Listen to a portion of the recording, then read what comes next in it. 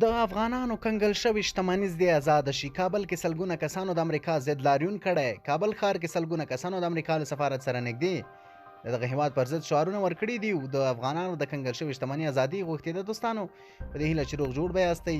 پریس نیوز ته ښه راغلاست. هیله کوم چې تاسو ټول به روغ یئ. ویډیو را سره تر پایه وګورئ او چینل درسره سبسکرایب کړئ. د افغانانو کنګل شوې شتمني دې آزاده کړی شي. په کابل کې سلګونه کسانو د امریکا ضد لاريون کړی دی او په کابل ښار کې د سلګونه کسانو د امریکا له سفارت سره نږدې دغه هیواد پر ضد شعارونه ورکړي دي. وایي چې امریکا د ژر تر ژره د افغانستان کنګل شوې شتمني آزاده کړي. دوی وایي چې له امریکا په غیر قانوني توګه د افغانستان د خلکو شتمني کنګل کړې ده او دا کار دوی ته د منلو نه دی. لارون کوونکي وایي د امریکا اقتصادي بندیزونو له امله افغانستان ستونزو سره مخ دی.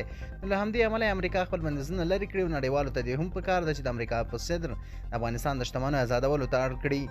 امریکا هم مهال د افغانستان میلیارډونه ډالر شتمني کنګل کړه چې طالبانو د واک کې په سر واخیستې او د دې شتمني کنګل کېدو ټینګار هم وکړ.